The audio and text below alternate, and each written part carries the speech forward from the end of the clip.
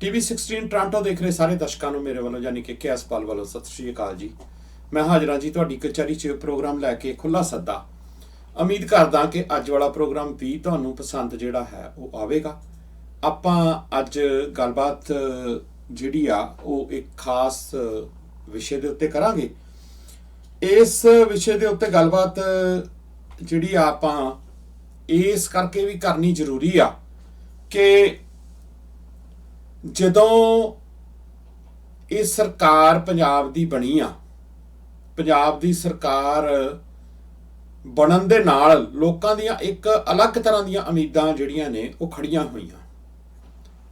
ਉਹਨਾਂ ਉਮੀਦਾਂ ਨੂੰ ਲੋਕ ਕਿਵੇਂ ਦੇਖਦੇ ਨੇ ਤੇ ਇਹ ਚੁਣੇ ਹੋਏ 91 ਜਿਹੜੇ MLA ਨੇ ਉਹ ਤੇ ਇੱਕ 92ਵਾਂ ਜਿਹੜਾ ਮੁੱਖ ਮੰਤਰੀ ਬਣਾ ਦਿੱਤਾ ਗਿਆ, ਉਹ ਇਹਨਾਂ ਸਾਰਿਆਂ ਦੀ ਸੋਚ ਤੇ ਆਪਾਂ ਅੱਜ ਜਿਹੜੀ ਗੱਲਬਾਤ ਹੈ ਉਹ ਕਰਾਂਗੇ। ਲੋਕਾਂ ਦੀ ਸੋਚਣੀ ਕਿਵੇਂ ਆ, ਲੋਕਾਂ ਨੇ ਕੀ ਕੁਝ ਸੋਚ ਕੇ ਇਹਨਾਂ ਨੂੰ ਇਹ ਤਖਤੋ ਤਾਜ ਬਖਸ਼ਿਆ ਤੇ ਇਹਨਾਂ ਦੀ ਸੋਚ ਕਿਵੇਂ ਦੀ ਆ, ਇਹ ਕਿਸ ਤਰ੍ਹਾਂ ਦੀ ਸੋਚ ਰੱਖਦੇ ਨੇ ਤੇ ਕਿੱਦਾਂ ਦੀ ਸਮਝ ਰੱਖਦੇ ਨੇ, ਉਹਦੇ ਤੇ ਆਪਾਂ ਅੱਜ ਗੱਲਬਾਤ ਜਿਹੜੀ ਆ ਉਹ ਕਰਾਂਗੇ।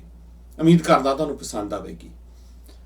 ਸੋ ਆਪਾਂ ਗੱਲ ਕਰ ਲੈਂਦੇ ਆ ਕਿ ਲੋਕੀ ਜਿਹੜੀਆਂ ਰਵਾਇਤੀ ਪਾਰਟੀਆਂ ਸੀ ਉਹਨਾਂ ਤੋਂ ਅੱਕੇ ਤੇ ਥੱਕੇ ਤੇ ਉਹਨਾਂ ਦੀਆਂ ਵਧੀਕੀਆਂ ਤੋਂ ਤੰਗ ਆ ਕੇ ਉਹਨਾਂ ਨੇ ਇੱਕ ਬਦਲਾਅ ਦੇ ਰੂਪ ਦੇ ਵਿੱਚ ਇਸ ਸਰਕਾਰ ਨੂੰ ਚੁਣਿਆ ਤੇ ਇਸ ਸਰਕਾਰ ਨੂੰ ਚੁਣਨ ਦੇ ਪਿੱਛੇ ਪੰਜਾਬੀਆਂ ਨੇ ਆਪਣਾ ਸਭ ਕੁਝ ਝੋਕ ਦਿੱਤਾ, ਚਾਹੇ ਉਹ ਅਕਾਲੀ ਸੀ ਜਾਂ ਕਾਂਗਰਸੀ ਸੀ ਜਾਂ ਕੁਝ ਹੋਰ ਕਿਸੇ ਪਾਰਟੀਆਂ ਨੂੰ ਉਹ ਬਿਲੋਂਗ ਕਰਦੇ ਸੀ। ਉਹਨਾਂ ਨੇ ਇੱਕ ਵਾਰ ਝੰਡੇ ਤੇ ਭਾਵੇਂ ਉਹਨਾਂ ਦੇ ਫੜੇ ਰੱਖੇ ਪਰ ਉਹਨਾਂ ਨੇ ਵੋਟਾਂ ਨਹੀਂ ਪਾਈਆਂ ਤੇ ਉਸ ਰੂਪ ਦੇ ਵਿੱਚ ਇਹ ਸਰਕਾਰ ਜਿਹੜੀ ਆ ਉਹ ਸਾਹਮਣੇ ਆ ਜਾਂਦੀ ਆ। ਸਰਕਾਰ ਸਾਹਮਣੇ ਆਉਣ ਦੇ ਨਾਲ ਨਾਲ ਜਦੋਂ ਐਡੀ ਵੱਡੀ ਜਿੱਤ ਹੁੰਦੀ ਆ ਤੇ ਕਈ ਵਾਰੀ ਫਿਰ ਇੱਕ ਭਰਮ ਤੇ ਭੁਲੇਖੇ ਜਿਹੜੇ ਨੇ ਉਹ ਪੈ ਜਾਂਦੇ ਨੇ। ਇਹ ਭਰਮ ਭੁਲੇਖੇ ਜਿਹੜਾ ਉੱਪਰ ਬੈਠਾ ਸਭ ਤੋਂ ਟੀਸੀ ਤੇ ਬੈਠਾ ਉਹਨੂੰ ਵੀ ਪੈਂਦੇ ਨੇ ਤੇ ਜਿਹੜੇ ਬਾਕੀ ਨੇ ਉਸ ਤੋਂ ਥੱਲੇ ਵਾਲੇ ਉਹਨਾਂ ਨੂੰ ਵੀ ਭਰਮ ਭੁਲੇਖੇ ਪੈਂਦੇ ਨੇ। ਉਹ ਭਰਮ ਭੁਲੇਖਿਆਂ ਦੇ ਵਿੱਚ ਉਹ ਇਹ ਭੁੱਲ ਜਾਂਦਾ ਕਈ ਵਾਰੀ ਇਨਸਾਨ ਕਿ ਮੈਂ ਜਿਸ ਕਾਰਜ ਲਈ ਜਾਂ ਜਿਸ ਨਿਸ਼ਾਨੇ ਦੇ ਹੇਠ ਮੈਨੂੰ ਇਹਨਾਂ ਲੋਕਾਂ ਨੇ ਚੁਣ ਕੇ ਇੱਥੇ ਭੇਜਿਆ, ਕਿ ਮੈਂ ਉਸ ਨਿਸ਼ਾਨੇ ਦੀ ਪੈਰਵਾਈ ਪੂਰੀ ਤਰ੍ਹਾਂ ਦੇ ਨਾਲ ਕਰਦਾ ਪਿਆ ਜਾਂ ਮੈਨੂੰ ਉਹਨਾਂ ਦੇ ਨਿਸ਼ਾਨਿਆਂ ਦੀ ਪੂਰੀ ਜਾਣਕਾਰੀ ਦੇ ਨਾਲ ਨਾਲ ਸਮਝਦਾਰੀ ਵੀ ਪੂਰੀ ਉਹ ਹੈ, ਤਾਂ ਤੁਸੀਂ ਕੋਈ ਬਦਲਾਵ ਦੀ ਗੱਲਬਾਤ ਜਿਹੜੀ ਆ ਉਹ ਕਰ ਸਕਦੇ ਹੈਗੇ ਹੋ। ਬਦਲਾਵ ਦਾ ਮਤਲਬ ਆਮ ਜਿਹੜਾ ਮੀਡੀਆ ਦਿਖਾ ਰਿਹਾ ਜਾਂ ਆਮ ਜਿਹੜੇ ਲੋਕ ਸਮਝਦੇ ਰਹੇ ਨੇ, ਸੋਸ਼ਲ ਮੀਡੀਆ ਤੇ ਲੋਕ ਸਮਝ ਰਹੇ ਨੇ ਬਦਲਾਵ, ਜੇਕਰ ਉਹਨੂੰ ਇਹ ਸੋਚ ਰਹੇ ਨੇ ਕਿ ਇਸ ਤਰ੍ਹਾਂ ਦਾ ਬਦਲਾਵ ਕਿ ਸਕੂਲਾਂ ਦਾ ਟਾਈਮ ਤੇ ਮਾਸਟਰਾਂ ਦਾ ਪਹੁੰਚ ਜਾਣਾ, ਮੁਲਾਜ਼ਮਾਂ ਦਾ ਟਾਈਮ ਸਿਰ ਕਿਸੇ ਦਫ਼ਤਰ ਦੇ ਵਿੱਚ ਪਹੁੰਚ ਜਾਣਾ ਜਾਂ ਸਕੂਲਾਂ ਦੇ ਵਿੱਚ ਇੱਕ ਅਲੱਗ ਤਰ੍ਹਾਂ ਦੇ ਮਾਡਲ ਦੀ ਗੱਲ ਕਰ ਦੇਣਾ ਜਾਂ ਹੈਲਥ ਦੇ ਮਾਡਲ ਦੀ ਗੱਲ ਕਰ ਦੇਣਾ, ਸਿਰਫ ਗੱਲਾਂ ਬਾਤਾਂ ਦੇ ਵਿੱਚ ਗੱਲਬਾਤ ਕਰ ਦੇਣਾ ਜਾਂ ਸਿਰਫ ਹਾਜ਼ਰੀ ਨੂੰ ਪ੍ਰਮੁੱਖ ਰੱਖ ਕੇ ਤੇ ਇਸ ਬਦਲਾਵ ਨੂੰ ਬਦਲਾਵ ਸਮਝਣਾ, ਤੇ ਮੈਨੂੰ ਲੱਗਦਾ ਫਿਰ ਇਹ ਬਿਲਕੁਲ ਅੱਧ ਅਧੂਰੀ ਜਿਹੜੀ ਜਾਣਕਾਰੀ ਅਸੀਂ ਵੀ ਰੱਖਦੇ ਹਾਂ ਤੇ ਜਿਹੜੇ ਲੋਕ ਅਸੀਂ ਚੁਣ ਕੇ ਭੇਜਿਆ ਉਹ ਵੀ ਰੱਖਦੇ ਨੇ। ਫਿਰ ਇਹਨਾਂ ਭੁਲੇਖਿਆਂ ਦੇ ਵਿੱਚ ਇਸ ਸਟਰਕਚਰ ਦੇ ਵਿੱਚ ਕੁਝ ਬਦਲਾਵ ਆ ਨਹੀਂ ਸਕਦਾ, ਕਿਸੇ ਵੀ ਤਰੀਕੇ ਦੇ ਨਾਲ ਨਹੀਂ ਆ ਸਕਦਾ। ਬਦਲਾਵ ਦਾ ਭਾਵ ਇਹ ਹੁੰਦਾ ਕਿ ਤੁਸੀਂ ਕਿਸੇ ਢਾਂਚੇ ਨੂੰ ਬਦਲਣਾ ਤੇ ਉਸ ਰਵਾਇਤੀ ਢਾਂਚੇ ਨੂੰ ਬਦਲਣ ਦੀ ਤੁਸੀਂ ਜਿਹੜੀ ਗੱਲ ਕਰਦੇ ਹੋ, ਤਾਂ ਫਿਰ ਜਦੋਂ ਤੁਸੀਂ ਉਸ ਢਾਂਚੇ ਨੂੰ ਬਦਲਣ ਦੀ ਗੱਲ ਕਰਨੀ ਆ ਤਾਂ ਫਿਰ ਤੁਹਾਨੂੰ ਉਸ ਢਾਂਚੇ ਨੂੰ ਬਦਲਣ ਵਾਸਤੇ ਕੁਝ ਪਲਾਨ ਤੇ ਕੁਝ ਤੁਹਾਡੀ ਸਮਝਦਾਰੀ ਜਿਹੜੀ ਆ ਉਹ ਹੋਣੀ ਚਾਹੀਦੀ ਆ। ਸੋ ਸਮਝਦਾਰੀ ਜਦੋਂ ਤੁਹਾਡੇ ਆਪਣੇ 'ਚ ਹੋਏਗੀ ਜਾਂ ਆਪਣੀ ਲਿਆਕਤ ਦੇ ਅਨੁਸਾਰ ਤੁਸੀਂ ਉਸ ਸਮਝਦਾਰੀ ਨੂੰ ਬਣਾਓਗੇ, ਉਸ ਜਗ੍ਹਾ ਦੇ ਉੱਤੇ ਬੈਠ ਕੇ ਬਣਾਓਗੇ ਜਿਸ ਜਗ੍ਹਾ ਦੇ ਉੱਤੇ ਤੁਹਾਨੂੰ ਲੋਕਾਂ ਨੇ ਜਿਹੜਾ ਉਹ ਚੁਣ ਕੇ ਭੇਜਿਆ। ਮੇਰਾ ਭਾਵ ਕਿ ਪੰਜਾਬ ਦੇ ਦ੍ਰਿਸ਼ਟੀਕੋਣ ਤੋਂ ਤੁਸੀਂ ਉਹ ਸਮਝਦਾਰੀ ਬਣਾਓਗੇ। ਜੇ ਤੁਹਾਡਾ ਦ੍ਰਿਸ਼ਟੀਕੋਣ ਜਾਂ ਤੁਹਾਡੀ ਸਮਝਦਾਰੀ ਕਿਸੇ ਹੋਰ ਜਗ੍ਹਾ ਦੇ ਉੱਤੇ ਪਈ ਹੋਈ ਆ, ਕਿਸੇ ਦੀ ਸਮਝ ਅਨੁਸਾਰ ਪਈ ਹੋਈ ਆ, ਜਾਂ ਕਿਸੇ ਦੁਆਰਾ ਜਿਹੜਾ ਜੋ ਤੁਹਾਡੇ ਤੇ ਥੋਪਿਆ ਜਾਂਦਾ ਉਹਦੇ ਚ ਪਈ ਹੋਈ ਆ, ਤਾਂ ਫਿਰ ਕਿਸੇ ਬਦਲਾਵ ਦੀ ਆਸ ਜਿਹੜੀ ਆ ਉਹ ਨਹੀਂ ਕੀਤੀ ਜਾ ਸਕਦੀ ਹੈਗੀ। ਸੋ ਮੈਂ ਇਹਨਾਂ ਗੱਲਾਂ ਦਾ ਕਾਰਨ ਮੇਰਾ ਕਰਨ ਦਾ ਇਹ ਹੈਗਾ ਕਿ ਪਿਛਲੇ ਲੰਮੇ ਸਮੇਂ ਤੋਂ ਜਦੋਂ ਵੀ ਕੋਈ ਅਸੀਂ ਪੋਸਟ ਫੇਸਬੁੱਕ ਤੇ ਪਾ ਦਿੰਨੇ ਆ ਜਾਂ ਗੱਲਬਾਤ ਹੋ ਜਾਂਦੀ ਆ, ਤਾਂ ਬਹੁਤ ਤਾਤ ਵਿੱਚ ਆਮ ਆਦਮੀ ਪਾਰਟੀ ਦੇ ਜਿਹੜੇ ਚਹੇਤੇ ਨੇ, ਆਮ ਆਦਮੀ ਪਾਰਟੀ ਨੂੰ ਪਿਆਰ ਕਰਨ ਵਾਲੇ ਲੋਕ ਨੇ, ਉਹ ਸਾਡੇ ਦੁਆਲੇ ਹੋ ਚੜ੍ਹਦੇ ਆ ਡੰਡਾ ਲੈ ਕੇ ਕਿ ਭਾਈ ਤੁਸੀਂ ਸਾਡੀ ਪਾਰਟੀ ਦੇ ਖਿਲਾਫ ਇਹ ਪੋਸਟ ਪਾ ਦਿੱਤੀ ਆ। ਹੁਣ ਗੱਲ ਇਹ ਆ ਕਿ ਜੇ ਉਹਨਾਂ ਨੂੰ ਇਹ ਸਵਾਲ ਕਰੀਦਾ ਕਿ ਭਾਈ ਇਹ ਸਾਰਾ ਕੁਝ ਜਿਹੜਾ ਸੀਗਾ ਇਹ ਪਹਿਲਾਂ ਵੀ ਇਦਾਂ ਹੀ ਹੋ ਰਿਹਾ ਸੀ, ਤੇ ਉਹ ਅੱਗੋਂ ਕਹਿ ਦਿੰਦੇ ਨੇ ਕਿ ਪਹਿਲਾਂ ਤੁਸੀਂ ਤੇ ਲੱਗਦਾ ਬੋਲਦੇ ਨਹੀਂ ਸੀ। ਹੁਣ ਗੱਲ ਇਦਾਂ ਹੈਗੀ ਆ ਕਿ ਜਾਂ ਤਾਂ ਫਿਰ ਉਹਨਾਂ ਦੀ ਸੋਚ ਉਸ ਹਿਸਾਬ ਦੇ ਨਾਲ ਬਣੀ ਹੋਈ ਆ, ਤੇ ਜੇ ਅਸੀਂ ਉਹ ਕੋਈ ਕਿਸੇ ਤੇ ਕੋਈ ਸਵਾਲ ਕਿੰਤੂ ਪਰੰਤੂ ਕਰਦੇ ਆ ਤਾਂ ਫਿਰ ਕਹਿੰਦੇ ਆ ਵੀ ਇਹ ਤਾਂ ਉਦੋਂ ਉਹ ਵੀ ਕਰਦੇ ਸੀ, ਕਾਂਗਰਸੀ ਵੀ ਕਰਦੇ ਸੀ, ਅਕਾਲੀ ਦਲ ਵੀ ਕਰਦੇ ਸੀ। ਫਿਰ ਕਿਹੜੇ ਬਦਲਾਵ ਦੀ ਗੱਲ ਆਪਾਂ ਕਰੀਏ? ਕਿਸ ਬਦਲਾਵ, ਕਿਸ ਸੋਚ ਨੂੰ ਤੁਸੀਂ ਪਰਨਾਏ ਹੋਏ ਹੋ? ਫਿਰ ਜੇ ਤੁਸੀਂ ਬਦਲਾਵ ਦੀ ਗੱਲ ਕਰਦੇ ਹੋ ਤਾਂ ਫਿਰ ਬਦਲਾਵ ਦੇ ਵਿੱਚ ਤੁਹਾਨੂੰ ਇਸ ਪੂਰੇ ਸਟਰਕਚਰ ਨੂੰ ਚੇਂਜ ਕਰਨ ਦੀ ਜਿਹੜੀ ਗੱਲਬਾਤ ਆ ਉਹ ਹੋਣੀ ਚਾਹੀਦੀ ਹੈਗੀ ਆ। ਹੁਣ ਸਵਾਲ ਜਿਹੜਾ ਇਹ ਖੜਾ ਹੋ ਰਿਹਾ ਤੇ ਆਉਣ ਵਾਲੇ ਸਮੇਂ ਦੇ ਵਿੱਚ ਤੁਸੀਂ ਦੇਖੋਗੇ ਬੜੇ ਵੱਡੇ ਰੂਪ ਦੇ ਵਿੱਚ ਖੜਾ ਹੋਏਗਾ। ਜਿੱਦਾਂ ਦੇ ਨਾਲ ਇਹ ਸਾਰਾ ਕੁਝ ਡਿਵੈਲਪ ਕੀਤਾ ਜਾ ਰਿਹਾ, ਜਿੱਦਾਂ ਦੀ ਇੱਕ ਅਲੱਗ ਤਰ੍ਹਾਂ ਦੀ ਰਾਜਨੀਤਿਕ ਸਟਰਕਚਰ ਨੂੰ ਪੰਜਾਬ ਦੇ ਵਿੱਚ ਪੈਦਾ ਕਰਨ ਦੀ ਕੋਸ਼ਿਸ਼ ਕੀਤੀ ਜਾ ਰਹੀ ਆ, ਉਸ ਸਟਰਕਚਰ ਦਾ ਪੰਜਾਬ ਦੇ ਨਾਲ ਕੋਈ ਲੈਣਾ ਦੇਣਾ ਨਹੀਂ ਹੈਗਾ। ਪੰਜਾਬ ਦੇ ਅਸਲੀ ਮੁੱਦਿਆਂ ਦੇ ਨਾਲ ਕੋਈ ਲੈਣਾ ਦੇਣਾ ਨਹੀਂ ਹੈ। ਅਸਲੀ ਮੁੱਦੇ ਤੇ ਅਸਲੀ ਜਿਹੜੀਆਂ ਸਮੱਸਿਆਵਾਂ ਨੇ ਉਹਨਾਂ ਦਾ ਕੋਈ ਨਾਲ ਲੈਣਾ ਦੇਣਾ ਨਹੀਂ ਹੈਗਾ। ਗੱਲ ਬੜੀ ਸਪਸ਼ਟ ਤੇ ਸਿੱਧੀ ਹੈਗੀ ਆ ਕਿ ਢਾਂਚੇ ਨੂੰ ਟਾਕੀਆਂ ਲਾ ਦੇਣ ਦੇ ਨਾਲ ਢਾਂਚੇ ਦੇ ਵਿੱਚ ਸੁਧਾਰ ਨਹੀਂ ਹੋ ਸਕਦਾ, ਤੁਸੀਂ ਬਦਲਾਵ ਨਹੀਂ ਕਹਿ ਸਕਦੇ। ਉਹਦੇ ਉਹੀ ਢਾਂਚਾ ਹੋਵੇ, ਉਸ ਢਾਂਚੇ ਦੇ ਉੱਤੇ ਤੁਸੀਂ ਪੈਚ ਵਰਕ ਕਰਦੇ ਹੋ ਤੇ ਪੈਚ ਵਰਕ ਕਰਨ ਦੀ ਕੋਸ਼ਿਸ਼ ਕਰਕੇ ਤੁਸੀਂ ਉਹਨੂੰ ਪ੍ਰਚਾਰ ਦਿਓ, ਤੇ ਫਿਰ ਉਹ ਬਦਲਾਵ ਨਹੀਂ ਹੈ ਅਸਲ ਦੇ ਵਿੱਚ। ਇਹਨੂੰ ਤੁਸੀਂ ਅੱਜ ਮੰਨ ਲਿਓ, ਇਹਨੂੰ ਤੁਸੀਂ ਕੱਲ ਮੰਨ ਲਿਓ, ਤੇ ਇਹਨੂੰ ਤੁਸੀਂ ਭਾਵੇਂ ਭਗਤੀ ਦੇ ਰੂਪ ਦੇ ਵਿੱਚ ਨਾ ਵੀ ਮੰਨਿਓ, ਉਹਦੇ ਨਾਲ ਕੋਈ ਫਰਕ ਪੈਣਾ ਨਹੀਂ ਹੈਗਾ। ਕਾਰਨ ਉਹਦਾ ਇਹ ਹੈ ਕਿ ਬਦਲਾਵ ਕਿਸੇ ਜਗ੍ਹਾ ਦੇ ਉੱਤੇ ਪੈਚ ਵਰਕ ਕਰਕੇ ਹੁੰਦਾ ਨਹੀਂ। ਬਦਲਾਵ ਦਾ ਮਤਲਬ ਹੁੰਦਾ ਕਿ ਸ਼ੁਰੂ ਤੋਂ ਕਿਸੇ ਚੱਲ ਰਹੇ ਜੋ ਢਾਂਚਾ, ਉਸ ਢਾਂਚੇ ਦਾ ਬਿਲਕੁਲ ਉਲਟ ਫੇਰ ਕਰ ਦੇਣਾ, ਉਹਦੇ ਬਿਲਕੁਲ ਉਲਟ ਚੱਲ ਪੈਣਾ, ਉਹਦੇ ਉਸ ਉਲਟ ਚੱਲਣ ਦੇ ਨਾਲ ਨਾਲ ਇੱਕ ਆਪਣਾ ਸਟਰਕਚਰ ਦੇ ਦੇਣਾ। ਕਿਉਂਕਿ ਜੇ ਤੁਸੀਂ ਕੋਈ ਚੀਜ਼ ਕਿਸੇ ਜਗ੍ਹਾ ਦੇ ਉੱਤੇ ਪੈਦਾ ਕਰਨੀ ਆ, ਤਾਂ ਅਗਰ ਤੁਸੀਂ ਪੁਰਾਣੀ ਰਵਾਇਤੀ ਢਾਂਚੇ ਨੂੰ ਤੋੜਨਾ ਤੇ ਫਿਰ ਤੁਹਾਡੇ ਕੋਲ ਇੱਕ ਰਵਾਇਤੀ ਢਾਂਚੇ ਨੂੰ ਤੋੜਨ ਦੇ ਨਾਲ ਨਾਲ ਤੁਹਾਡੇ ਕੋਲ ਨਵਾਂ ਢਾਂਚਾ ਮੌਜੂਦ ਹੋਣਾ ਚਾਹੀਦਾ ਹੈਗਾ। ਉਹ ਢਾਂਚਾ ਕੀ ਗੱਲ ਜਿਹੜਾ ਹੈ ਉਹ ਇਸ ਮੌਜੂਦਾ ਸਰਕਾਰ ਕੋਲ ਹੈ, ਫਿਰ ਤਾਂ ਕੋਈ ਗੱਲਬਾਤ ਆਪਾਂ ਮੰਨ ਸਕਦੇ ਹੈਗੇ ਆ ਕਿ ਹਾਂ ਉਹ ਗੱਲ ਵੱਖਰੀ ਆ ਕਿ ਭਾਵੇਂ ਫਿਰ 2 4 5 7 ਅਗਲੀ ਟਰਮ ਵੀ ਦੇ ਦਿਓ, ਉਹ ਤੇ ਕੋਈ ਗੱਲ ਨਹੀਂ ਹੈਗੀ। ਪਰ ਗੱਲ ਤਾਂ ਤੁਹਾਡੀ ਸੋਚ ਦੀ ਆ ਕਿ ਸੋਚ ਦੇ ਵਿੱਚ ਤੁਹਾਡੀ ਦੇ ਵਿੱਚ ਇਹ ਪਿਆ। ਸੋ ਜਦੋਂ ਤੁਸੀਂ ਇੱਕ ਪੰਜਾਬੀ ਦਾ ਅਖਾਣ ਆ ਕਿ ਰੂੜੀਆਂ ਕਹਿੰਦੇ ਪਿੰਡ ਪਛਾਣਿਆ ਜਾਂਦਾ, ਜਿਹੜੀ ਸੋਚ ਹੁੰਦੀ ਆ ਉਹ ਕਿਸ ਡਾਇਰੈਕਸ਼ਨ 'ਚ ਜਾ ਰਿਹਾ ਬੰਦਾ, ਉਹਦੇ ਤੋਂ ਸਾਰਾ ਕੁਝ ਉਹਦਾ ਕਲੀਅਰ ਹੋ ਜਾਂਦਾ ਕਿ ਕਿਸ ਡਾਇਰੈਕਸ਼ਨ ਨੂੰ ਇਹ ਬੰਦਾ ਜਿਹੜਾ ਹੈ ਉਹ ਅੱਜ ਦੀ ਡੇਟ 'ਚ ਜਾ ਰਿਹਾ। ਉਹਦੇ ਵਾਸਤੇ ਉਸ ਦਿਸ਼ਾ ਵੱਲ ਨੂੰ ਹੁਣ ਤੁਸੀਂ ਕਿਤੇ ਵੀ ਪਹੁੰਚਣਾ, ਜਦ ਤੁਸੀਂ ਕਿਤੇ ਜਹਾਜ਼ ਦੀ ਟਿਕਟ ਲੈਣੀ ਆ, ਚਾਹੇ ਉਹ 2000 ਕਿਲੋਮੀਟਰ ਦਾ ਸਫ਼ਰ ਆ, ਪਰ ਤੁਹਾਨੂੰ ਪਤਾ ਤੇ ਹੋਵੇ ਨਾ ਵੀ ਤੁਸੀਂ ਉੱਥੇ ਪਹੁੰਚਣਾ, ਟਾਈਮ ਤੇ ਲੱਗਣਗੇ ਨਾ, 15-16 ਘੰਟੇ ਲੱਗਣਗੇ। ਉਹ ਗੱਲ ਅਲੱਗ ਆ, ਉਹ ਤਾਂ ਤੁਸੀਂ 1 ਘੰਟੇ 'ਚ ਤੇ 2 ਘੰਟੇ 'ਚ ਨਹੀਂ ਪਹੁੰਚ ਸਕਦੇ। ਪਰ ਜੇ ਤੁਹਾਨੂੰ ਪਤਾ ਹੀ ਨਹੀਂ ਕਿ ਤੁਸੀਂ ਜਾਣਾ ਕਿੱਧਰ ਨੂੰ ਆ, ਤੁਹਾਡੀ ਦਿਸ਼ਾ ਤੁਹਾਡੀ ਕਿੱਧਰ ਨੂੰ ਆ, ਟਿਕਟ ਲਈ ਕਿੱਧਰ ਦੀ ਸੀ, ਗਏ ਕਿੱਧਰ ਨੂੰ ਹੋ, ਤੇ ਫਿਰ ਤਾਂ ਉਹਨੂੰ ਭਟਕਣਾ ਕਹਿੰਦੇ ਆ। ਉਹ ਤੇ ਫਿਰ ਭਟਕਣਾ ਜਿਹੜੀ ਆ ਉਹ ਫਿਰ ਕਿਸੇ ਬੰਨੇ ਤੁਹਾਨੂੰ ਲਿਜਾਏਗੀ ਨਹੀਂ। ਸੋ ਇਸ ਭਟਕਣਾ ਦੇ ਵਿੱਚੋਂ ਅਸੀਂ ਬਹੁਤ ਕੁਝ ਬਦਲਾਵ ਦੀ ਜਿਹੜੀ ਸੋਚ ਆ ਉਹ ਲੱਭਣ ਦੀ ਕੋਸ਼ਿਸ਼ ਮੇਰੇ ਹਿਸਾਬ ਦੇ ਨਾਲ ਅਸੀਂ ਕਰ ਰਹੇ ਹੈਗੇ ਆ। ਤੇ ਇਸ ਕਰਕੇ ਹੀ ਹੁਣ ਤੱਕ ਦੇ ਭੰਬਲ ਭੂਸੇ ਜਿਹੜੇ ਉਹ ਆਮ ਜਨਤਾ ਨੂੰ ਵੀ ਤੇ ਜਿਹੜੇ ਲੋਕ ਬਿਲਕੁਲ ਸਹਿਰਦ ਨੇ ਉਹਨਾਂ ਨੂੰ ਵੀ ਜਿਹੜੇ ਨੇ ਉਹ ਦਿਖਾਈ ਦੇ ਰਹੇ ਹੈਗੇ ਨੇ। ਹੁਣ ਜਿਹੜੀ ਮੈਂ ਗੱਲ ਖਾਸ ਤੌਰ ਦੇ ਉੱਤੇ ਕਰਨੀ ਚਾਹ ਰਿਹਾ ਸੀਗਾ ਕਿ ਇਹਨਾਂ ਨੇ ਆਉਂਦਿਆਂ ਸਾਰ ਦੋ ਚੀਜ਼ਾਂ ਦਾ ਜਿਹੜਾ ਉਹ ਬਹੁਤ ਵੱਡੇ ਪੱਧਰ ਦੇ ਉੱਤੇ ਇਹ ਕਰਨ ਦੀ ਕੋਸ਼ਿਸ਼ ਕੀਤੀ ਆ ਕਿ ਤੇ ਸਾਨੂੰ ਜਿਹੜੀਆਂ ਚੀਜ਼ਾਂ ਦੇ ਕੰਮ ਕਰਨਾ ਪਏਗਾ। ਇੱਕ ਹੈਲਥ, ਇੱਕ ਐਜੂਕੇਸ਼ਨ, ਦੋ ਚੀਜ਼ਾਂ ਤੇ ਇਹਨਾਂ ਨੇ ਕਿਹਾ। ਇਹ ਵੈਸੇ ਹੈਲਥ ਤੇ ਐਜੂਕੇਸ਼ਨ ਕਿਸੇ ਵੀ ਸੂਬੇ, ਕਿਸੇ ਵੀ ਖਿੱਤੇ, ਕਿਸੇ ਵੀ ਦੇਸ਼ ਵਾਸਤੇ ਬਹੁਤ ਜ਼ਿਆਦਾ ਜ਼ਰੂਰੀ ਆ।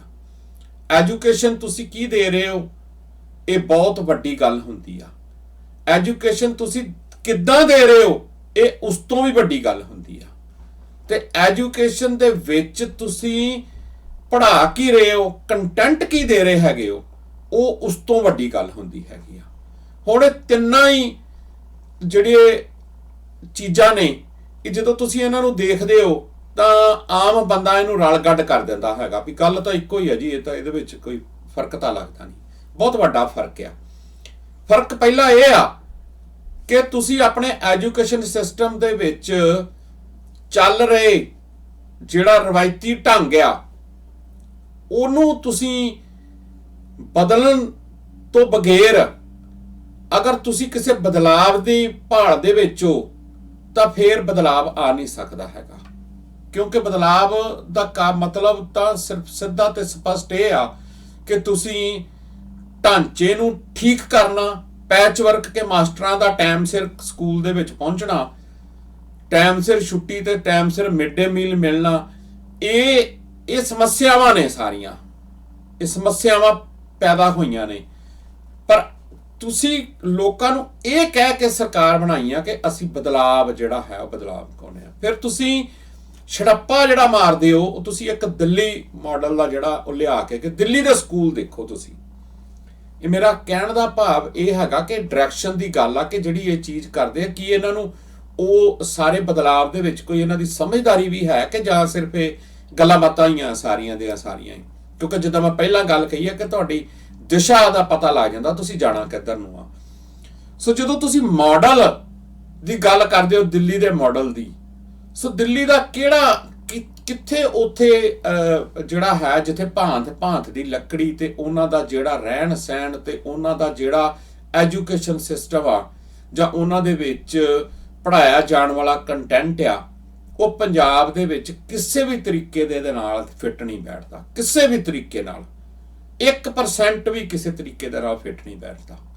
ਕੀ ਉੱਥੇ 20% ਕੀਤੇ ਹੋਏ ਸਕੂਲਾਂ ਦੀ ਕਲੀ ਨੂੰ ਦੇਖ ਕੇ ਤੁਸੀਂ ਬਦਲਾਵ ਦੀ ਗੱਲ ਕਰਦੇ ਹੋ ਕਿ ਜਾਂ ਪੰਜਾਬ ਦੇ ਵਿੱਚ ਪੰਜਾਬ ਦੀ ਫਾਊਂਡੇਸ਼ਨ, ਪੰਜਾਬ ਦੇ ਬੱਚੇ ਕਿੱਦਾਂ ਦੇ ਕਿਹੜਾ ਕੰਟੈਂਟ ਪੜ੍ਹਨ, ਕੀ ਉਹਨਾਂ ਦੇ ਕੋਲ ਵਿਜ਼ਨ ਹੋਵੇ ਪਹਿਲਾ ਕਿ ਐਜੂਕੇਸ਼ਨ ਦਾ ਜਿਹੜਾ ਪਹਿਲਾ ਹੈ ਕਿ ਸਾਡਾ ਬੱਚਾ ਪੜ੍ਹ ਲਿਖ ਕੇ ਕੋਈ ਚੰਗੀ ਰੋਟੀ ਰੋਜੀ ਜਿਹੜੀ ਕਮਾਉਣ ਲੱਗ ਪਏਗਾ। ਜੇ ਇਕੱਲਾ ਸਿਰਫ ਇਹ ਹੀ ਵਿਜ਼ਨ ਆ ਸਾਡੇ ਐਜੂਕੇਸ਼ਨ ਸਿਸਟਮ ਦਾ ਤੇ ਫਿਰ ਇਹ ਤਾਂ ਬੜੀ ਦੇਰ ਤੋਂ ਚੱਲਿਆ ਆ ਰਿਹਾ। ਉਹਦੇ 'ਚ ਫਿਰ ਬਹੁਤ ਕੁਛ ਆ, ਉਹਦੇ ਵਿੱਚ ਤਾਂ ਬੜੀ ਲੰਬੀ ਗੱਲ ਕੀਤੀ ਜਾ ਸਕਦੀ ਹੈਗੀ ਆ ਪਰ ਇਹ ਕੋਈ ਵਿਜ਼ਨ ਨਹੀਂ ਹੈਗੀ, ਇਹ ਕੋਈ ਨਹੀਂ ਆ। ਤੇ ਇੱਕ ਨਵਾਂ ਜਿਹੜੀ ਚੀਜ਼ ਤੁਸੀਂ ਉਹ ਕਰਦੇ ਹੋ ਕਿ ਸਕੂਲਾਂ ਨੂੰ ਕੂਚੀਆਂ ਮਾਰਦੇ ਹੋ ਜਾਂ ਮਾਰਨ ਦੀ ਕੋਸ਼ਿਸ਼ ਕੀਤੀ ਜਾਵੇ। ਉਹ ਤੇ ਬਹੁਤ ਸਾਰੇ ਮੈਂ ਤੁਹਾਨੂੰ ਉਦੋਂ ਇੱਕ ਪ੍ਰੋਗਰਾਮ ਦੇ ਵਿੱਚ 30% ਸਕੂਲ ਤੁਹਾਨੂੰ ਪੰਜਾਬ ਦੇ ਗਿਣਾ ਦਿੱਤੇ ਸੀ ਜਿਨ੍ਹਾਂ ਦੇ ਵਿੱਚ ਦਿੱਲੀ ਨਾਲੋਂ ਵਧੀਆ ਐਜੂਕੇਸ਼ਨ ਜਿਹੜਾ ਸਿਸਟਮ ਹੈਗਾ। ਸੋ ਗੱਲ ਕੰਟੈਂਟ ਦੀ ਆ ਉਹਦੇ ਵਿੱਚ ਕਿ ਬੱਚਿਆਂ ਨੂੰ ਤੁਸੀਂ ਐਜੂਕੇਸ਼ਨ ਦੇ ਕੀ ਰਹੇ ਹੋ, ਕਿੱਦਾਂ ਦੇ ਰਹੇ ਹੈਗੇ ਹੋ, ਉਹਦੇ 'ਚ ਕੰਟੈਂਟ ਕੀ ਆ, ਉਹਦੇ 'ਚ ਪੜ੍ਹਾਇਆ ਕੀ ਜਾ ਰਿਹਾ ਹੈਗਾ, ਕਿ ਪੰਜਾਬ ਦੇ ਸੱਭਿਆਚਾਰ, ਪੰਜਾਬ ਦਾ ਐਗਰੀਕਲਚਰ ਜਿਹੜਾ ਹੈਗਾ ਉਹ ਉਸ ਨੂੰ ਪੜ੍ਹਾਇਆ ਜਾ ਰਿਹਾ, ਪੰਜਾਬ ਦੀ ਹਿਸਟਰੀ ਪੜ੍ਹਾਈ ਜਾ ਰਹੀ ਆ, ਪੰਜਾਬ ਦੀ ਸੋਸ਼ਲ ਲਾਈਫ ਪੜ੍ਹਾਈ ਜਾ ਰਹੀ ਆ, ਪੰਜਾਬ ਦੇ ਜਿਹੜੇ ਮੌਜੂਦਾ ਜਿਹੜੀਆਂ ਸਮੱਸਿਆਵਾਂ ਨੇ ਉਹਦੇ ਬਾਰੇ ਦੱਸਿਆ ਜਾ ਰਿਹਾ ਹੈਗਾ। ਪੰਜਾਬ ਪੁਰਾਣਾ ਕਿੱਦਾਂ ਦਾ ਸੀਗਾ, ਕਿੱਦਾਂ ਦਾ ਸਟਰਕਚਰ ਜਿਹੜਾ ਹੈ ਆਉਣ ਵਾਲੇ ਸਮੇਂ 'ਚ ਅਸੀਂ ਪੈਦਾ ਕਰਨਾ ਹੈਗਾ, ਕਿ ਇਹ ਸਾਰਾ ਕੁਝ ਤੁਹਾਡੇ ਕਿਸੇ ਏਜੰਡੇ 'ਚ ਹੈ ਕਿ ਸਿਰਫ ਸਕੂਲਾਂ ਦੇ ਵਿੱਚ ਕਲੀਆਂ ਮਾਰ ਕੇ ਕਲੀਆਂ ਪੋਚੇ ਕਰਕੇ ਤੇ ਉਹਨੂੰ ਬਣਾ ਕੇ ਉਸ ਨੂੰ ਤੁਸੀਂ ਮਾਡਲ ਸਮਝਦੇ ਹੋ? ਮੈਨੂੰ ਉਮੀਦ ਆ ਕਿ ਤੁਸੀਂ ਮੇਰਾ ਪੁਆਇੰਟ ਜਿਹੜਾ ਉਹ ਚੰਗੀ ਤਰ੍ਹਾਂ ਜਿਹੜਾ ਉਹ ਅੰਡਰਸਟੈਂਡ ਕਰਕੇ ਹੋਗੇ ਕਿ ਮੈਂ ਕਿਸ ਡਾਇਰੈਕਸ਼ਨ ਦੀ ਗੱਲ ਕਰਦਾ ਪਿਆ ਹੈਗਾ। ਦੂਜੇ ਹੈਲਥ ਦੀ ਗੱਲ ਕੀਤੀ ਆ, ਮੈਂ ਮੁਹੱਲਾ ਕਲੀਨਿਕਾਂ ਦੀ ਗੱਲ ਕੀਤੀ ਸੀ। ਦਿੱਲੀ ਵਰਗਾ ਨਾ ਤੇ ਸਾਡੇ ਕੋਲ ਪੰਜਾਬ ਦੇ ਵਿੱਚ ਕੋਈ ਮੁਹੱਲੇ ਨੇ, ਨਾ ਤਾਂ ਦਿੱਲੀ ਵਰਗੇ ਭੀੜ ਭੜੱਕੇ ਦੇ ਇਲਾਕੇ ਨੇ ਕਿ ਜਿੱਥੇ ਪੰਜਾਬ ਦਾ ਕੋਈ ਵੀ ਵੱਡੇ ਤੋਂ ਵੱਡਾ ਸ਼ਹਿਰ ਆ, ਲੁਧਿਆਣਾ ਸ਼ਹਿਰ ਆ, ਲੁਧਿਆਣਾ ਸ਼ਹਿਰ ਨੂੰ ਆਪਾਂ ਪਾਪੂਲੇਸ਼ਨ ਵਾਈਜ਼ ਲਾ ਲਓ, ਹੋਰ ਲਾ ਲਓ, ਉੱਥੇ ਮੈਂ ਗਰੰਟੀ ਨਾਲ ਇਸ ਹੈਲਥ ਵਿੱਚ ਅਸੀਂ ਰਹੇ ਹਾਂ ਤੇ ਹੈਲਥ ਦਾ ਸਾਨੂੰ ਬੜੀ ਚੰਗੀ ਤਰ੍ਹਾਂ ਦੇ ਨਾਲ ਪਤਾ ਕਿ ਸਾਰਾ ਕੁਝ ਕਿਵੇਂ ਸਟਰਕਚਰ ਹੈ, ਕਿੰਨੇ ਲੱਖ ਦੀ ਆਬਾਦੀ ਦੇ ਪਿੱਛੇ ਜਿਹੜਾ ਇੱਕ ਸਿਵਲ ਹਸਪੀਟਲ ਹੁੰਦਾ, ਫਿਰ ਉਸ ਤੋਂ ਬਾਅਦ PSC ਆ ਜਾਂਦੀ ਹੈ, ਫਿਰ ਮਿੰਨੀ PSC ਆ ਜਾਂਦੀਆਂ, ਫਿਰ ਡਿਸਪੈਂਸਰੀਜ਼ ਆ ਜਾਂਦੀਆਂ ਨੇ, ਫਿਰ ਉਸ ਤੋਂ ਬਾਅਦ ਮਿੰਨੀ ਡਿਸਪੈਂਸਰੀਜ਼ ਆ ਜਾਂਦੀਆਂ ਹੈਗੀਆਂ ਨਾ। ਸੋ ਪੰਜਾਬ ਦੇ ਹੈਲਥ ਸਿਸਟਮ ਦੇ ਵਿੱਚ ਤਾਂ ਮੁਹੱਲਾ ਕਲੀਨਿਕ ਦਾ ਤੇ ਕੋਈ ਸਟਰਕਚਰ ਹੀ ਨਹੀਂ ਬਣਦਾ ਜਿਸ ਇਹ ਮਾਡਲ ਦੀ ਗੱਲ ਕਰਦੇ ਪਏ ਆ। ਫਿਰ ਬੜੀ ਸਪਸ਼ਟ ਜੀ ਗੱਲ ਆ, ਫਿਰ ਇੱਥੇ ਆ ਕੇ ਫਿਰ ਇਹਨਾਂ ਦੀ ਕੋਈ ਸਮਝਦਾਰੀ ਜਿਹੜੀ ਆ ਉਹ ਕਿਤੇ ਰਾਸ ਪੰਜਾਬ ਨੂੰ ਆਉਂਦੀ ਲੱਗਦੀ ਨਹੀਂ। ਹੁਣ ਜਿਹੜਾ ਇਹਨਾਂ ਨੇ ਰੌਲਾ ਪਾਇਆ, ਉਹ ਪਾਇਆ ਕਿ ਪੰਜਾਬ ਇਕਨੋਮਿਕਲੀ ਬਹੁਤ ਵੀਕ ਆ, ਇਕਨੋਮਿਕਲੀ ਪੈਸਾ ਪੰਜਾਬ ਕੋਲ ਹੈ ਨਹੀਂ ਤੇ ਪੰਜਾਬ ਕਰਜ਼ਾਈ ਆ, ਜਿਹਦੇ ਤੇ ਹੁਣ ਤੱਕ ਜਿਹੜਾ ਰੌਲਾ ਪੈ ਰਿਹਾ, ਜਿਹਦੇ ਤੇ ਗੱਲ ਹੋਈ, ਸਿਸਮਾ ਫਾਰਮ ਦੀ ਗੱਲ ਹੋਈ, ਹੋਰ ਕੁਝ ਹੋਇਆ, 3 ਲੱਖ ਕਰੋੜ ਦੀ ਗੱਲਬਾਤ ਹੋਈ, ਸਾਰਾ ਕੁਝ ਇਹ ਚੱਲ ਰਿਹਾ ਕਿ ਜਦੋਂ ਹੁਣ ਇੱਕ ਪਰਿਵਾਰ ਕਰਜ਼ੇ ਦੇ ਹੇਠ ਜੀ ਰਿਹਾ ਹੋਵੇ ਤੇ ਉਹ ਆਪਣੇ ਕਰਜ਼ਿਆਂ ਦਾ ਵਿਆਜ ਮੋੜਨ ਵਾਸਤੇ ਹੋਰ ਕਰਜ਼ੇ ਲੈ ਕੇ ਤੇ ਆਪਣਾ ਗੁਜ਼ਰ ਬਸਰ ਕਰ ਰਿਹਾ ਹੋਵੇ, ਜਾਂ ਇੱਕ ਰਵਾਇਤੀ ਪਾਰਟੀਆਂ ਪਹਿਲਾਂ ਲੈ ਕੇ ਇੱਕੋ ਬੁੱਕੇ ਜੇ ਲੈ ਕੇ ਜਾ ਕੇ ਦਿੱਲੀ ਦੇ ਦਰਬਾਰ ਦੇ ਵਿੱਚ ਹਾਜ਼ਰ ਹੋ ਜਾਂਦੇ ਸੀ। ਪਹਿਲਾਂ ਬਾਦਲ ਹੁੰਦਾ ਰਿਹਾ, ਫਿਰ ਕੈਪਟਨ ਹੁੰਦਾ ਰਿਹਾ, ਤੇ ਫਿਰ ਹੁਣ ਵਾਲਾ ਭਗਵੰਤ ਮਾਨ ਹੋਣੀ ਹੋਣ ਲੱਗ ਪਏ, ਤੇ ਆਉਂਦਿਆਂ ਸਾਰੀ ਜਿਹੜਾ ਉਹ ਹੋਰ ਕਿੰਨਾ ਹਜ਼ਾਰ ਕਰਜ਼ਾ ਜਿਹੜਾ ਲੈ ਕੇ, ਕਿੰਨੇ ਹਜ਼ਾਰ ਕਰੋੜ ਕਰਜ਼ਾ ਲੈ ਕੇ ਤੇ ਆਪਣੀਆਂ ਤਨਖਾਹਾਂ ਜਿਹੜੀਆਂ ਉਹ ਪੂਰੀਆਂ ਕੀਤੀਆਂ। ਪਰ ਇਹਦੇ ਪਿੱਛੇ, ਇਹਦੇ ਪੱਖ ਦੇ ਵਿੱਚ ਇੱਕ ਦੂਸਰਾ ਕੰਮ ਚੱਲਦਾ ਪਿਆ। ਹੁਣ ਇਨੀਸ਼ੀਅਲੀ ਜੇ ਬੰਦਾ ਕਰਜ਼ਾਈ ਆ, ਜੇ ਕੋਈ ਪਰਿਵਾਰ ਕਰਜ਼ਾਈ ਆ, ਜੇ ਕੋਈ ਸਟੇਟ ਕਰਜ਼ਾਈ ਆ, ਤੇ ਉਹਦਾ ਪਹਿਲਾ ਕੰਮ ਕੀ ਹੁੰਦਾ? ਉਹ ਕਹਿੰਦਾ ਕਿ ਆਪਣੇ ਖਰਚੇ ਘਟਾ ਦਿੱਤੇ ਜਾਣ। ਜਿਹੜਾ ਪਹਿਲਾ ਫੌਰੀ ਕੰਮ ਕਰ ਸਕਦੇ ਹੋ ਤੁਸੀਂ, ਮਤਲਬ ਕਿ ਫਜ਼ੂਲ ਖਰਚੀ ਬੰਦ ਕਰ ਦਿਓ, ਬਿਲਕੁਲ ਬੰਦ ਕਰ ਦਿਓ, ਕੋਈ ਫਜ਼ੂਲ ਖਰਚੀ ਨਹੀਂ। ਇਹੀ ਪਰਿਵਾਰ ਕਰਦਾ। ਕਰਜ਼ੇ ਤੋਂ ਇਮੀਡੀਏਟ ਜਿਹੜਾ ਹੈ ਉਹ ਤੁਸੀਂ ਨਿਕਲਣ ਦਾ ਜਿਹੜਾ ਸਭ ਤੋਂ ਪਹਿਲਾ ਤਰੀਕਾ ਇਹੀ ਹੁੰਦਾ ਨਾ, ਇਨਕਮ ਨੂੰ ਵਧਾਉਣਾ। ਉਹ ਬਾਅਦ ਦੀ ਜਿਹੜੀ ਹੈਗੀ ਉਹ ਸੈਕੰਡ ਸਟੈਪ ਦੇ ਵਿੱਚ, ਥਰਡ ਸਟੈਪ 'ਚ ਹੋ ਸਕਦਾ ਹੈਗਾ ਵੀ ਫਿਰ ਸੋਚਿਆ ਜਾਵੇ ਕਿ ਆਪਣੀ ਇਨਕਮ ਨੂੰ ਵਧਾਇਆ ਕਿਵੇਂ ਜਾਵੇ ਤਾਂ ਕਿ ਕਰਜ਼ੇ ਮੁਕਤ ਜਿਹੜੇ ਉਹ ਅਸੀਂ ਹੋ ਜਾਈਏ। ਪਹਿਲਾ ਸਟੈਪ ਇਹ ਹੈ ਕਿ ਯਾਰ ਜਿਹੜਾ ਫਾਲਤੂ ਖਰਚੇ, ਵੀ ਯਾਰ ਬੰਦਾ ਕਹਿੰਦਾ ਕਿ ਯਾਰ ਬਾਜ਼ਾਰ ਦੇ ਵਿੱਚ ਜਾਣਾ, ਕਿਸੇ ਮਾਰਕੀਟ 'ਚ ਜਾਣਾ ਤੇ ਚੀਜ਼ਾਂ ਉਹ ਖਰੀਦਣੀਆਂ ਨੇ ਜਿਹੜੀਆਂ ਚੀਜ਼ਾਂ ਬਹੁਤ ਜ਼ਿਆਦਾ ਜ਼ਰੂਰੀ ਹੈ, ਜਿਨ੍ਹਾਂ ਬਿਨਾਂ ਸਰਦਾ ਨਹੀਂ, ਤਾਂ ਜਿਹੜੀਆਂ ਚੀਜ਼ਾਂ ਫਜ਼ੂਲ ਦੀਆਂ ਨੇ ਉਹਨਾਂ ਨੂੰ ਬੰਦ ਕਰ ਦਿਓ। ਹੁਣ ਜਿਹੜਾ ਡਰਾਮਾ ਕੀਤਾ ਜਾ ਰਿਹਾ ਉਹ ਇਹ ਕੀਤਾ ਜਾ ਰਿਹਾ ਕਿ ਫਜ਼ੂਲ ਦੀਆਂ ਖਰਚੀਆਂ ਇਹ ਨੇ ਕਿ ਲੋਕਾਂ ਕੋਲ ਸਿਕਿਉਰਿਟੀ ਜਿਹੜੀ ਸੀ ਉਹ ਵਾਪਸ ਕਰ ਲਈ ਜਾਵੇ। ਪੁਰਾਣੇ ਜਿਹੜੇ MLA ਨੇ, ਜ਼ਰੂਰ ਕਰਨੀ ਚਾਹੀਦੀ ਹੈ, ਬੜੀ ਵਧੀਆ ਗੱਲ ਆ, ਪਰ ਉਹਦੇ ਪਿੱਛੇ ਜਿਹੜੇ ਆ ਲੋਕੀ 2 ਨੰਬਰ ਦੀਆਂ ਵੀਡੀਓ ਪਾ ਕੇ ਸਿੱਖ ਕੌਮ ਦੇ ਅਗੇਂਸਟ ਬੋਲੀ ਜਾਂਦੇ ਆ ਤੇ ਆਪਣੀਆਂ 17 20 ਬੰਦੇ ਜਿਹੜੇ ਰੱਖੀ ਫਿਰਦੇ ਨੇ, ਉਹਨਾਂ ਦੇ ਬਾਰੇ ਇਹਨਾਂ ਦੀ ਜ਼ਬਾਨ ਜਿਹੜੀ ਆ ਉਹ ਬਿਲਕੁਲ ਬੰਦ ਪਈ ਹੈਗੀ ਆ। ਉਹਦੇ ਤੇ ਕੋਈ ਗੱਲਬਾਤ ਨਹੀਂ ਕਰਦੇ ਹੈਗੇ, ਉਹਦੇ ਤੇ ਇਹਨਾਂ ਦੀ ਕੋਈ ਗੱਲਬਾਤ ਨਹੀਂ। ਮੈਂ ਗੱਲਬਾਤ ਕਰ ਰਿਹਾ ਸੀ ਖਰਚੇ ਦੀ। ਸੋ ਖਰਚਾ ਜਦੋਂ ਤੁਹਾਡੇ ਤੇ ਇੰਨਾ ਬੋਝ ਹੋਵੇ, ਇੰਨਾ ਕੁਝ ਹੋਵੇ, ਤੇ ਫਿਰ ਵੀ ਤੁਸੀਂ ਕਰਜ਼ਾ ਲੈ ਕੇ ਤੇ ਫਿਰ ਤੁਸੀਂ ਆਪਣੀ ਸ਼ਾਨੋ ਸ਼ੌਕਤ ਦੇ ਵਿੱਚ ਫਿਰੋ ਤੇ ਉਸ ਤਰੀਕੇ ਦੇ ਨਾਲ ਫਿਰੋ ਕਿ ਤੁਸੀਂ ਜਿਹਦੇ ਅਗੇਂਸਟ ਆਏ ਸੀ ਕਿ ਅਸੀਂ VIP ਕਲਚਰ ਨੂੰ ਖਤਮ ਕਰਨਾ, ਤੇ VIP ਕਲਚਰ ਨੂੰ ਤੁਸੀਂ ਬਰਕਰਾਰ ਹੀ ਨਾ ਰੱਖੋ। ਤੁਸੀਂ ਉਸ VIP ਕਲਚਰ ਨੂੰ ਇਸ ਤਰ੍ਹਾਂ ਦੇ ਨਾਲ ਆਪਣੇ ਹਿਸਾਬ ਦੇ ਨਾਲ ਪ੍ਰਮੋਟ ਕਰੋ ਕਿ ਜਿਹੜਾ ਤੁਹਾਡਾ ਬੈਠਾ ਦਿੱਲੀ ਦੇ ਵਿੱਚ ਸੁਪਰੀਮੋ ਆ, ਜਿਹੜਾ ਬੈਠਾ ਅਸਲੀ ਤੁਹਾਡਾ ਮੁੱਖ ਮੰਤਰੀ ਆ, ਉਹ ਹਰ ਰੋਜ਼ ਵੱਡੇ ਰੂਪ ਦੇ ਵਿੱਚ ਪੰਜਾਬ ਦੀ ਲੁੱਟ ਖਸੁੱਟ ਕਰਦਾ ਜਿਹੜਾ ਉਹ ਨਜ਼ਰ ਆਵੇ। ਪਰ ਇਹ ਗੱਲ ਤੁਹਾਨੂੰ ਇੰਡੀਆ ਦੇ, ਪੰਜਾਬ ਦੇ ਕਿਸੇ ਮੇਨ ਮੀਡੀਆ ਨੇ ਜਾਂ ਮੇਨ ਅਖਬਾਰ ਨੇ ਗੱਲ ਕਰਨੀ ਨਹੀਂ। ਉਹਦਾ ਕਾਰਨ ਤੁਹਾਨੂੰ ਦੱਸਦਾ ਕਿਉਂ ਨਹੀਂ ਕਰਨੀ। ਕਾਰਨ ਇਹ ਆ ਕਿ ਜਿਹੜਾ ਇਹਦਾ ਹੋਣ ਵਾਲਾ ਕੇਜਰੀਵਾਲ ਦਾ ਜਵਾਈ ਆ, ਉਹਨੇ ਰਾਘਵ ਚੱਡੇ ਨੇ ਪਹਿਲੀ ਗੱਲ ਇਹ ਕੀਤੀ ਕਿ ਇਹਨੇ 2 ਸੈਕਟਰ ਦੇ ਵਿੱਚ ਜਿਹੜੀ ਆ ਭਗਵੰਤ ਮਾਨ ਦੇ ਨਾਲ ਕੋਠੀ ਲਈ, ਉੱਥੇ ਸਾਰਾ ਆਪਣਾ ਜੰਤਰ ਤੰਤਰ ਉੱਥੇ ਫਿੱਟ ਕਰ ਲਿਆ। ਉਹਦਾ ਕਾਰਨ ਕਿ ਉੱਥੇ ਫਿੱਟ ਕਰਕੇ ਉਹਨੇ ਪੰਜਾਬ ਦਾ ਸਾਰਾ ਮੀਡੀਆ, ਜੋ ਮੋਦੀ ਨੇ ਕੀਤਾ ਸੀ, ਇਹਨੇ ਪੰਜਾਬ ਦਾ ਸਾਰਾ ਮੀਡੀਆ ਸਿਵਾਏ ਜਿਹੜਾ ਕੋਈ ਮੀਡੀਆ ਐਸਾ ਨਹੀਂ ਬਚਿਆ, ਚਾਹੇ ਉਹ ਇਲੈਕਟ੍ਰੋਨਿਕ ਮੀਡੀਆ, ਚਾਹੇ ਉਹ ਪ੍ਰਿੰਟ ਮੀਡੀਆ ਹੈਗਾ, ਈਵਨ ਕਿ ਸੋਸ਼ਲ ਮੀਡੀਆ ਦੇ ਵੀ। ਤੁਸੀਂ ਹੈਰਾਨ ਰਹੋਗੇ, ਸੋਸ਼ਲ ਮੀਡੀਆ ਦੇ ਉੱਤੇ ਵੀ ਇਹਨਾਂ ਹਰ ਇੱਕ ਬੰਦੇ ਨੂੰ ਜਾਂ ਤਾਂ ਮੋਸਟਲੀ ਕੀ ਕੀਤਾ ਕਿ ਬੁਰਕੀ ਪਾਤੀ ਕਿ ਲਓ ਤੁਹਾਨੂੰ ਅਸੀਂ ਖਰੀਦ ਲਿਆ। ਹੁਣ ਤੁਸੀਂ ਪੰਜਾਬ ਸਰਕਾਰ ਦੇ ਜਿਹੜੇ ਸੋਲੇ ਨੇ ਉਹ ਗਾਉਣੇ ਨੇ, ਗੋਗੇ ਗਾਉਣੇ ਨੇ, ਤੇ ਕੋਈ ਵੀ ਅਜਿਹੀ ਗੱਲ ਸਾਡੇ ਖਿਲਾਫ ਨਹੀਂ ਕਰਨੀ। ਹੁਣ ਜਦੋਂ ਕਿਸੇ ਅਦਾਰੇ ਨੂੰ ਚੰਗੀ ਤਰ੍ਹਾਂ ਦੇ ਨਾਲ ਮੋਟੀ ਰਕਮ ਮਿਲ ਜਾਂਦੀ ਆ, ਫਿਰ ਉਹਦੇ ਖਿਲਾਫ ਉਹ ਬੋਲਦਾ ਨਹੀਂ, ਫਿਰ ਕਿਸੇ ਵੀ ਤਰੀਕੇ ਨਾਲ ਬੋਲਦਾ ਨਹੀਂ। ਪੰਜਾਬ ਦੀਆਂ ਨੰਬਰ ਅਖਬਾਰਾਂ ਲਾ ਲਓ ਤੁਸੀਂ, ਪੰਜਾਬੀ ਟ੍ਰਿਬਿਊਨ ਲਾ ਲਓ, ਹੋਰ ਲਾ ਲਓ, ਜਿੰਨੀਆਂ ਕਹਿੰਦੀਆਂ ਕਹਾਉਂਦੀਆਂ ਜਿਹੜੀਆਂ ਅਜੀਤ ਵਰਗੀਆਂ ਨੇ, ਜਿਹੜੀਆਂ ਕੋਈ ਜੱਗ ਬਣੀ ਵਰਗੀਆਂ ਨੇ, ਸਾਰੀਆਂ ਲਾ ਲਓ ਤੁਸੀਂ, ਕਿਤੇ ਬੋਲਦਾ ਕੋਈ, ਕਿਤੇ ਲਿਖਦਾ ਕਿਤੇ ਕੋਈ। ਐਵੇਂ ਘੁਮਾ ਫਿਰਾ ਕੇ ਜੇ ਕੋਈ ਰਿਪੋਰਟਰ ਲਾਉਣਾ ਵੀ ਚਾਹਵੇ ਤਾਂ ਉਹਨੂੰ ਕਹਿ ਦਿੰਦੇ ਨੇ ਵੀ ਨਹੀਂ ਕਾਕਾ ਚੁੱਪ ਕਰ, ਇਹ ਗੱਲ ਤੇਰੇ ਕਹਿਣ ਵਾਲੀ ਨਹੀਂ, ਛੱਡ ਪਰਾਂ, ਇਹਨੂੰ ਨਾ ਕਹਿ। ਕੁਛ ਨੂੰ ਛੱਡ ਕੇ ਸਿਰਫ ਜਿਹੜੇ ਸੁਹਿਰਦ ਬੰਦੇ ਨੇ ਜਿਨ੍ਹਾਂ ਨੇ ਇਹਨਾਂ ਨੂੰ ਨਕਾਰਿਆ, ਉਹਨਾਂ ਦੀ ਗਿਣਤੀ ਬਹੁਤ ਘੱਟ ਆ, ਬਹੁਤ। ਉਹਨਾਂ ਨੂੰ ਫਿਰ ਕਦੀ ਲੋਕ ਫਿਰ ਜਦੋਂ ਐਡਾ ਤੰਤਰ ਜੰਤਰ ਇੱਕ ਸਾਈਡ ਤੇ ਚੱਲਦਾ ਹੋਵੇ, 99.9 ਬੰਦੇ ਉਹਨਾਂ ਦੇ ਸੋਲੇ ਤੇ ਗੋਗੇ ਗਾ ਰਹੇ ਹੋਣ, ਤੇ ਇੱਕ ਬੰਦਾ ਬਰਖਲਾਫ ਬੋਲ ਰਿਹਾ ਹੋਵੇ, ਤੇ ਉਹਨੂੰ ਕਹਿੰਦੇ ਨੇ ਭਾਈ ਇਹ ਮੂਰਖਾ, ਇਹ ਤਾਂ ਉਹੀ ਬੋਲੀ ਜਾਂਦਾ, ਇਹਨੂੰ ਤੇ ਬੋਲਣਾ ਹੀ ਖਿਲਾਫ ਆ, ਇਹਨਾਂ ਨੇ ਹੋਰ ਕੁਝ ਕਰਨਾ ਨਹੀਂ। ਜਿੱਦਾਂ ਸਾਡੇ ਵਰਗਿਆਂ ਨੂੰ ਕਹਿ ਦਿੱਤਾ ਜਾਂਦਾ ਕਿ ਇਹਨਾਂ ਨੇ ਤੇ ਜੀ ਸਾਡੇ ਤਾਂ ਖਿਲਾਫ ਹੀ ਬੋਲਣਾ ਹੁੰਦਾ, ਇਹਨਾਂ ਨੇ ਕੁਝ ਉਹ ਕਰਨਾ ਨਹੀਂ। ਪਰ ਅਸਲੀਅਤ ਤੇ ਤੁਹਾਡੇ ਸਾਹਮਣੇ ਆ। ਕੋਈ ਅਖਬਾਰ ਤੇ ਕੋਈ ਤੁਸੀਂ ਟੀਵੀ ਚੈਨਲ ਲਾ ਕੇ ਦੇਖ ਲਓ, ਰੋਜ਼ ਕਿੰਨੇ ਕਰੋੜਾਂ ਰੁਪਈਆਂ ਦੀ ਐਡ ਦੇ ਵਿੱਚ ਸਿਰਫ ਕੇਜਰੀਵਾਲ ਦੀ ਫੋਟੋ ਜਿਹੜੀ ਆ ਉਹ ਛਪਦੀ ਨਜ਼ਰ ਆ ਰਹੀ ਹੈਗੀ ਆ।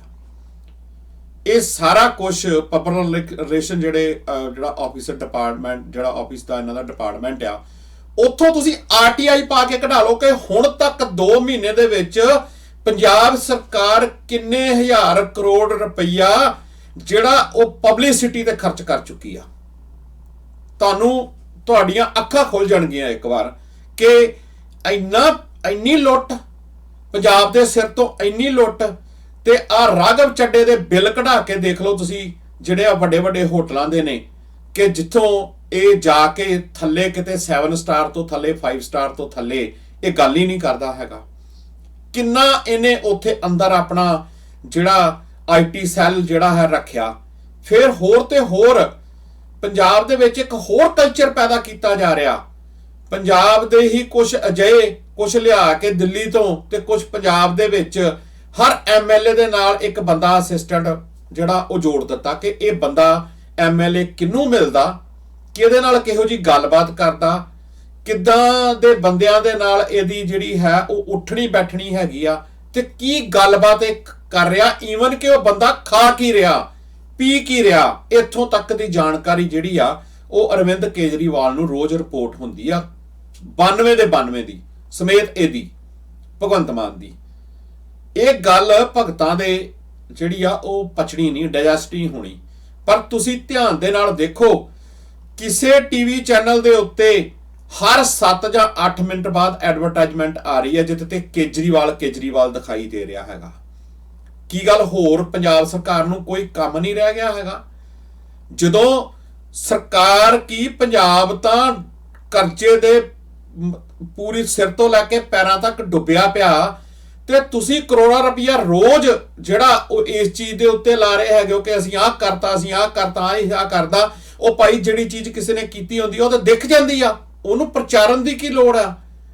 ਇਹ ਠੀਕ ਆ ਕਿ ਇਹ ਪ੍ਰਚਾਰਨ ਵਾਲਾ ਕੰਮ ਆ ਬਾਦਲ ਨੇ ਕੀਤਾ ਸੀ ਸ਼ੁਰੂ, ਆ ਜਿਹੜਾ ਸੋ ਕਾਲਡ ਫਕਰੇ ਕੌਮ ਆ, ਸੋ ਕਾਲਡ ਜਿਹੜਾ ਇਹ ਜਿਹੜਾ ਜਿਹਨੂੰ ਆਪਾਂ ਕਹਿ ਸਕਦੇ ਹੈਗੇ ਆ ਜੀ, ਇਹ ਤਾਂ ਬੜਾ ਅਕਾਲੀ ਦਲ ਦਾ ਜਿਹੜਾ ਇਹਨੇ ਤਾਂ ਚਲੋ ਪ੍ਰਾਈਵੇਟ ਆਪਣੀ ਪ੍ਰਾਪਰਟੀ ਬਣਾ ਲਈ ਨਾ, ਇਹਨੇ ਆਪਣੀ ਸਮਝ ਲਿਆ ਕਿ ਅਕਾਲੀ ਦਲ ਜਿਹੜਾ ਉਹ ਮੇਰਾ ਹੀ ਹੋ ਗਿਆ ਸਾਰਾ ਦਾ ਸਾਰਾ। ਫਿਰ ਇਹ ਅਮਰਿੰਦਰ ਸਿੰਘ ਨੇ ਲਾ ਲਓ, ਤੁਸੀਂ ਜਿੰਨੇ ਵੀ ਹੁਣ ਤੱਕ ਹੋਏ ਨੇ, ਬੀਬੀ ਭੱਠਲ ਲਾ ਲਓ ਤੁਸੀਂ ਥੋੜੀ ਕੁ ਦੇਰ ਬਣੀ ਸੀ, ਚੰਨੀ ਲਾ ਲਓ ਤੁਸੀਂ ਥੋੜੀ ਕੁ ਦੇਰ ਬਣਿਆ ਸੀਗਾ, ਜਿਹਦਾ ਲੱਗਦਾ ਉਸੇ ਰਾਹ ਤੋਂ ਉੱਤੋਂ ਇਹ ਤੁਰੇ ਹੋਏ ਨੇ। ਤੇ ਹੈਰਾਨਗੀ ਵਾਲੀ ਗੱਲ ਕਿ ਭਗਵੰਤ ਮਾਨ ਨੂੰ ਥੱਲੇ ਰੱਖਿਆ ਜਾਂਦਾ ਤੇ ਕੇਜਰੀਵਾਲ ਨੂੰ ਉਸ ਤੋਂ ਉੱਪਰ ਚੜਾ ਕੇ ਕੀਤਾ ਜਾਂਦਾ ਰਾਜਸਥਾਨ ਤੱਕ। ਤੇ ਉਹ ਤੁਸੀਂ ਇਹ ਦੇਖੋ ਕਿ ਇੰਨੀ ਦੂਰ ਹਿਮਾਚਲ ਤੇ ਹਿਮਾਚਲ ਤੱਕ ਲਾ ਲਓ ਤੁਸੀਂ, ਤੇ ਆ ਜਿਹੜਾ ਗੁਜਰਾਤ ਤੱਕ ਇਹਨਾਂ ਦਾ ਜਿਹੜਾ ਪ੍ਰਮੋਸ਼ਨ ਜਿਹੜੀ ਆ ਉਹ ਚੱਲ ਰਹੀ ਹੈਗੀ ਆ ਪੰਜਾਬ ਸਰਕਾਰ ਦੇ ਸਿਰੋਂ। ਤੇ ਖਾਧਾ ਜਾ ਰਿਹਾ ਪੰਜਾਬ ਨੂੰ ਤੇ ਸ਼ਰੇਆਮ ਲੁੱਟਿਆ ਜਾ ਰਿਹਾ ਪੰਜਾਬ ਨੂੰ ਜਿਹੜਾ ਹੈ। ਮੈਂ ਕੱਲੇ ਰਾਘਵ ਚੱਡੇ ਦੇ ਤੁਹਾਨੂੰ ਬਿੱਲ ਕਢਾਉਣ ਦੀ ਗੱਲ ਕਰਦਾ ਕਿ ਆਰਟੀਆਈ ਪਾ ਕੇ ਕਢਾ ਲਓ ਭਾਈ, ਸਾਡੀ ਤਾਂ ਉਹ ਪਹਿਲਾਂ ਹੀ ਜਵਾਬ ਦੇ ਦਿੰਦੇ ਨੇ, ਕੋਈ ਨਾ ਕੋਈ ਬੰਦਾ ਅੱਧ 'ਚ ਹੀ ਜਾਂਦਾ, ਪੈਸੇ ਪੂਏ ਖਾ ਕੇ ਹਟ ਜਾਂਦਾ, ਅੱਗੇ ਤੱਕ ਪਹੁੰਚਦਾ ਹੀ ਨਹੀਂ।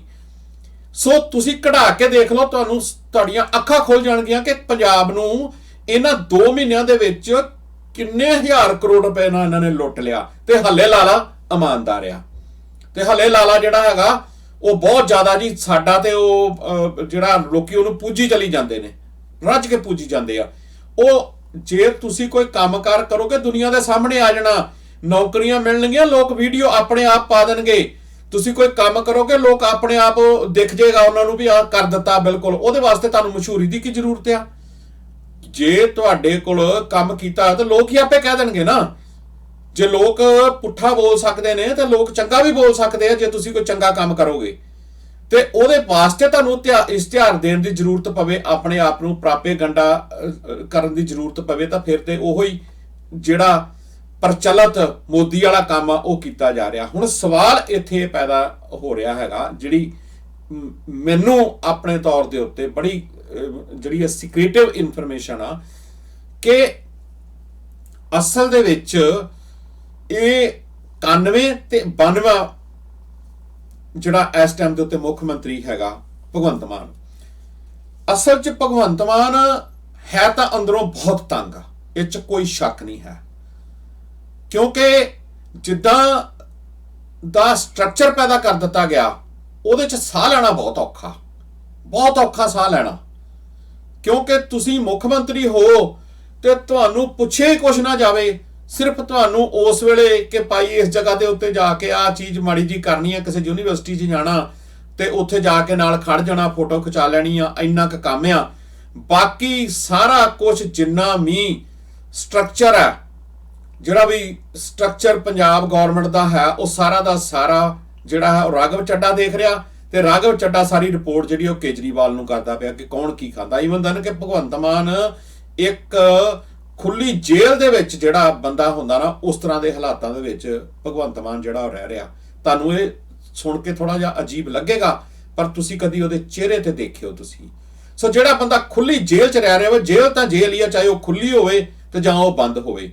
ਹੁਣ ਸਵਾਲ ਜਿਹੜਾ ਪੈਦਾ ਹੁੰਦਾ ਕਿ ਕੀ ਭਗਵੰਤ ਮਾਨ ਦੇ ਅੰਦਰ, ਜਿਹੜਾ ਮੈਂ ਮੇਨ ਲਿਖਿਆ ਸੀ ਆਪਣੇ ਅੱਜ ਮੁੱਦੇ ਦੇ ਉੱਤੇ, ਕਿ ਭਗਵੰਤ ਮਾਨ ਦੇ ਅੰਦਰ ਜਿਸ ਧਰਤੀ ਦੇ ਉੱਤੇ ਪੈਦਾ ਹੋਇਆ ਉਸ ਧਰਤੀ ਦਾ ਕੋਈ ਕਣ ਜੇ ਅੰਦਰ ਬਚਿਆ ਤੇ ਕੀ ਇਹ ਲਾਲੇ ਦੇ ਖਿਲਾਫ ਖੜ ਜਾਏਗਾ ਕਿਸੇ ਦਿਨ?